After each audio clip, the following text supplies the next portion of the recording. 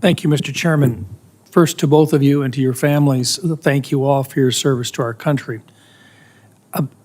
You both come as very qualified individuals to the new jobs in which you will step into very shortly. I want to take a little bit of time, though, and talk about what I think is one of the most important aspects of this new position that each of you will be in very shortly.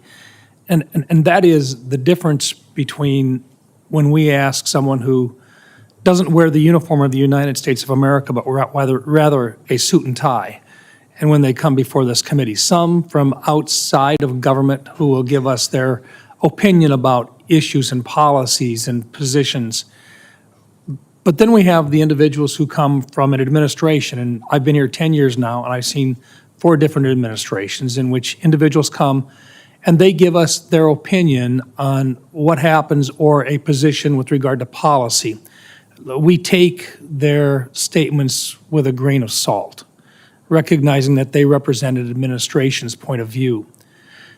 But when we come to you as members of the armed services from the different branches, and we ask for your professional military opinion, it is perhaps one of the most important things that you can do to provide us directly and without color the black and white of exactly what you think, because that's what we rely on in terms of truth. And I want to go into this a little bit because, just as an example, most recently a number of us have asked specific questions with regard to the spectrum and about the importance of the spectrum and managing it on behalf of the defense of our country by the Department of Defense. And on over 28 different occasions, we have asked specifically members of the United States Armed Services who were wearing the uniform their professional military opinion. And in some cases, I suspect that their honest and straightforward answers have probably gotten them into a little bit of hot water with individuals who simply wear a suit and tie in an administration.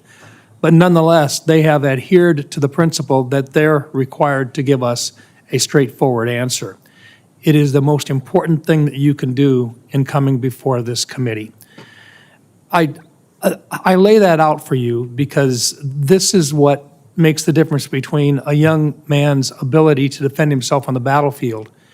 And I'm going to start, General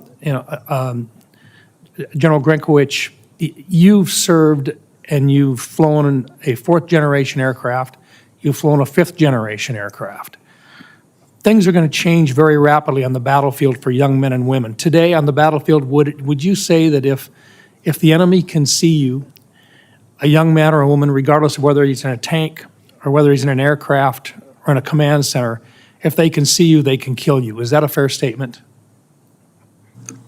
Senator, I think it is in most cases. There are a few times when they can see us and try to take a swipe at us, and we have ways to evade or defeat that. But it is the transparency on the modern battlefield is apparent, I think, based on what we've seen, both in Brad's current AOR as the deputy commander and in the Russia-Ukraine fight. Thank you. And Admiral Cooper, same question to you. If they can see you, can they kill you, or at least they're going to do their best to try and kill you? Senator, absolutely. Retaining our advantage, whether that's a stealth advantage or advantage of maneuver or our overmatch, which we have at times in the spectrum, is critical. I'd also add, with respect to the spectrum, I spent my entire adult life at sea on guided missile destroyers and guided missile cruisers. They are national assets. They would be rendered highly ineffective without the type of spectrum management that you've been advocating for.